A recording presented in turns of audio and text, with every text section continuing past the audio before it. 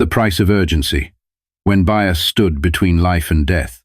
It was close to midnight when Dr. Malcolm Bryant's phone buzzed on his nightstand, jolting him from the few hours of sleep he had managed to squeeze in. He blinked groggily at the screen, but when he saw the hospital's number, his heart sank. Calls at this hour rarely brought good news. He answered on the second ring. "Malcolm here," he said, sitting up and rubbing his face. "Dr. Bryant, this is Amy from the ER." The voice on the other end rushed. "We've got an emergency. Teenage girl in critical condition. Car accident out on Highway 74. It's bad, we need you here ASAP." His pulse quickened. He was one of the only surgeons in all of Monroe County certified to handle high-risk vascular trauma. If they were calling him, it meant she didn't have much time. "I'm on my way," he replied, already swinging his legs over the side of the bed. As he grabbed his keys and slipped into his sneakers, his mind raced. Highway 74, how many times had he warned the town council about that stretch of road? Poor lighting, sharp turns, and narrow shoulders made it a death trap, especially for young drivers. He sprinted to his car, a sleek black Tesla he'd worked years to afford, and tore out of his driveway into the quiet, dark streets. He lived just 20 minutes from the hospital, but tonight, every second felt like an eternity. The girl was the daughter of Police Chief Richard Hultz, a fact Malcolm learned as he sped down Main Street, the hospital paging him with updates. He knew the chief well enough. They'd crossed paths at town events. Hulsey wasn't a bad guy, but Malcolm also couldn't ignore the way the man avoided eye contact when race came up in conversations. But there was no time to dwell on that now. Someone's life was on the line, and that was all that mattered. He gripped the steering wheel tighter, weaving through the occasional stoplight, praying he wouldn't hit traffic. But he wasn't prepared for what came next. As he approached a four-way intersection, flashing red and blue lights appeared in his rearview mirror, followed by the sound of a siren. "Are you kidding me?" he muttered under his breath, his foot instinctively easing off the gas. He pulled over, heart pounding for reasons that had nothing to do with the emergency. But what should have been a brief explanation and a warning about his speed turned into something far worse.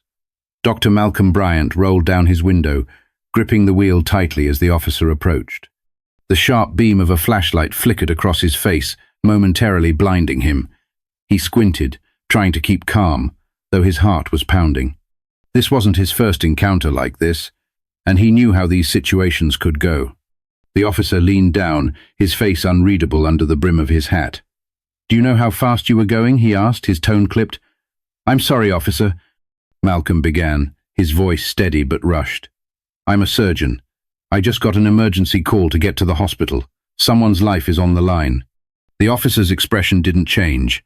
He shone the flashlight into the car, eyeing Malcolm's scrubs and the hospital badge clipped to his pocket. "License and registration," the officer demanded, ignoring the explanation.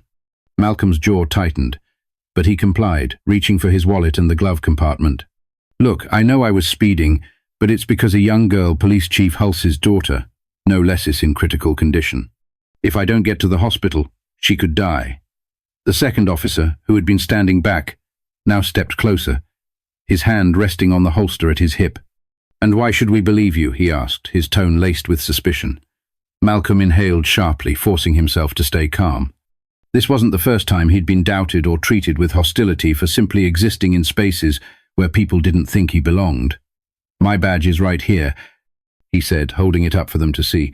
"I'm a surgeon at Monroe County General Hospital. Please call them if you need to, but I don't have time for this." The first officer took the badge and inspected it, his partner stepping back slightly but not relaxing. Minutes dragged on as they radioed in to verify his identity, ignoring his repeated pleas about the urgency of the situation. Malcolm glanced at the clock on his dashboard. 7 minutes had passed since they'd stopped him, 7 minutes that could mean the difference between life and death. His hands began to tremble, not out of fear but sheer frustration. "Officer, I'm begging you," Malcolm said, his voice cracking slightly. "Every second counts. If it were your daughter, you'd want me to go." The first officer finally handed back his documents but didn't move away from the car. "It's your lucky night," he muttered, though there was no apology in his tone. "Slow down." Malcolm didn't wait for further permission.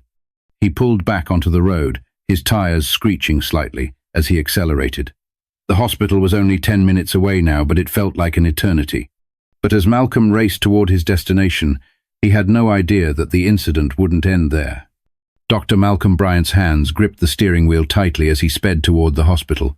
His heart was racing, his mind still stuck on what had just happened, the delay, the questions, the way the officer's doubt had chipped away at the precious time he needed to save a life. He tried to push it from his mind, tried to focus on the surgery ahead, but the anger lingered. 10 minutes later, he screeched into the hospital parking lot. As he ran through the sliding doors of the emergency room, Amy, the ER nurse who had called him, waved him over. "She's in critical condition," Amy said quickly, leading him down the hall. "Internal bleeding, possible vascular rupture. The paramedics stabilized her, but she's fading fast." "What's her BP?" Malcolm asked, switching immediately into professional mode.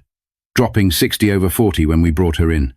He nodded, slipping on a surgical gown as they reached the OR. "Let's prep. We don't have a second to lose."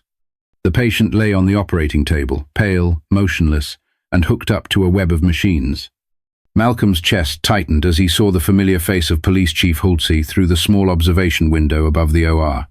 The chief's hands were pressed against the glass, his face a mix of fear and helplessness. Malcolm didn't have time to think about that. He focused entirely on the task at hand, guiding his team as they opened the girl's abdomen and worked to stop the bleeding. The OR was silent except for the rhythmic beeping of monitors and Malcolm's clear, steady voice directing every step. But despite the focus in the room, Malcolm's mind kept drifting to what had happened earlier. How much time had been wasted? Could those precious minutes have made a difference in how critical her condition had become? He shoved the thought aside and focused on saving her now. 2 hours later, the surgery was over. Malcolm stepped out of the OR, exhausted but relieved. He found Chief Halsey waiting in the hallway, pacing back and forth. The man froze when Malcolm approached, his eyes locking onto the surgeon's blood-stained scrubs. "She's stable," Malcolm said simply. "It was close, but we got her in time. She's in recovery now." Halsey exhaled deeply, his shoulders sagging as relief washed over him. "Thank you," he muttered, his voice thick. "Thank you for saving my little girl." Malcolm nodded but didn't respond immediately. He should have walked away, but something in him held him back. Maybe it was the anger still simmering from earlier. Maybe it was the sheer absurdity of the night. "I almost didn't make it, you know," Malcolm said finally, his voice calm but firm. "Your officers pulled me over. They wasted time questioning whether I even belonged on the road time that could have cost your daughter her life." The chief's face hardened slightly, a flicker of discomfort crossing his features. "I'll look into it," he said, avoiding Malcolm's gaze. "That's not good enough," Malcolm replied, his voice steady but sharp.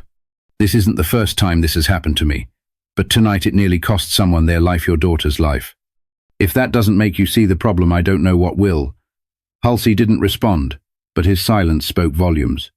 But the conversation didn't end there, and neither did the night. The hospital corridor felt suffocatingly quiet after Malcolm's words. Chief Halsey stood rooted to the spot, his face unreadable, but the tension was unmistakable. Malcolm didn't expect an apology, not immediately.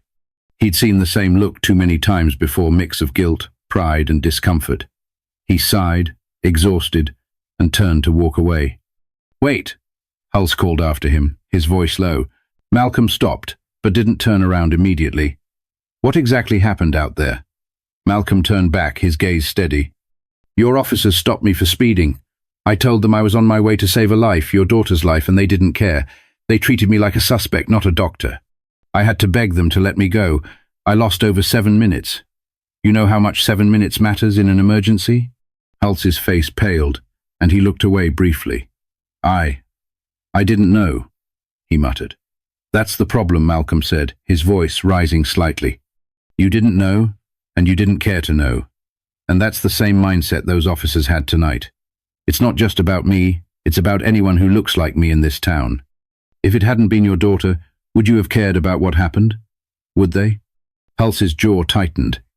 For a moment it looked like he might argue, but then something shifted. The reality of Malcolm's words seemed to hit him. His daughter's life had hung in the balance, and the same biases he'd ignored for years had almost cost her everything. "I'll handle it," he said quietly. Malcolm shook his head, his frustration boiling over. "Handle it how? Another slap on the wrist? Another memo about treating people with respect? That's not enough, Halsey. You have to change the culture. You have to lead by example, because if you don't, it's only a matter of time before someone else's life is ruined or worse. Hulsey stared at him, speechless. Before he could respond, a voice interrupted them. "Chief Hulse," one of the nurses called, stepping into the hallway, "your daughter's awake." Hulsey immediately turned toward the recovery room, but not before glancing back at Malcolm. There was something in his eyes, maybe gratitude, maybe regret, but Malcolm didn't wait to find out. He walked away, exhaustion finally catching up with him. As he made his way back to the doctor's lounge to change out of his scrubs, he couldn't stop thinking about everything that had happened, the look on Hulse's face, the way the officers had treated him, the way he'd felt powerless despite his position, his credentials, and his role in saving a life. But as much as he wanted to put the night behind him, he knew it wasn't over, not yet. Because the events of that night were about to ripple far beyond the hospital walls. The next morning, the events of the night before had already begun to spread through the small town of Monroe. Whispers turned into full-blown conversations as news of the police stop and its connection to the police chief's daughter leaked into the community. People were divided. Some defended the officers, claiming they were just doing their job. Others couldn't ignore the glaring reality of what had nearly happened. At the hospital, Dr. Malcolm Bryant tried to focus on his patients, but the aftermath of the night clung to him. Colleagues whispered as he passed, some offering him sympathetic looks, others avoiding his gaze altogether. By midday, the hospital administrator called him into a meeting to discuss the growing attention. "We've had reporters calling," she said, her tone cautious. "They're asking about your experience last night. I thought you'd want to know before this gets bigger." Malcolm leaned back in his chair, his fatigue now paired with frustration. "This isn't just about me," he said calmly. "This is about a system that almost cost someone their life. I'm not going to ignore that." By evening, the story had reached the local news. A journalist asked Chief Hulsey about the incident during a press conference outside the police station. Standing stiffly in his uniform, Hulsey hesitated before answering. "The actions of my officers are under review," he said carefully. "I've spoken to Dr. Bryant personally, and I've assured him we're taking this matter seriously." But Malcolm, watching the press conference from his living room, shook his head. It was the same tired response he'd heard countless times before. Under review was code for doing nothing. The next day, something unexpected happened. Hulsey showed up at the hospital. Malcolm spotted him standing awkwardly in the lobby, holding his hat in his hands. Their eyes met, and for a moment, neither man spoke. Finally, Hulsey approached. "I owe you more than just a thank you," he said quietly. "You were right last night. It made me see things differently." Malcolm studied him for a moment, searching for sincerity in the chief's eyes. Hulsey looked older than he had the night before. "I've ordered mandatory bias training for every officer on the force, and I'm personally meeting with community leaders to discuss how we can do better. It's not enough, I know that, but it's a start." Malcolm nodded slowly. He wanted to feel relief, maybe even hope, but years of disappointment made it hard to trust words alone. "It's a start," he echoed, "but it's going to take more than training. You've got to hold people accountable. Real accountability." Hulse nodded. "I understand." Before he left, Hulsey paused. "I don't know how to thank you for what you did for my daughter, but I promise you, I'm going to make sure what happened to you doesn't happen again. Not on my watch." Malcolm didn't respond immediately. He simply nodded and said, "We'll see." That night, Malcolm sat on his porch, the cool air finally allowing him to breathe. He thought about the girl he'd saved, the 7 minutes he'd lost, and the long road ahead for the town and for people like him everywhere. Change didn't come easy, but maybe, just maybe, this was the beginning of something. Sometimes it takes a moment of crisis to force people to see what's been broken all along, but seeing is just the first step. What comes next is up to all of us. If you've made it this far, ask yourself this: what would you have done in Dr. Bryant's shoes? What about Chief Hulse's? Change begins when we stop looking away. Share this story with someone who needs to hear it, and let's start having the hard conversations that lead to real change. And don't forget to subscribe for more stories that challenge perspectives, spark conversations, and inspire action.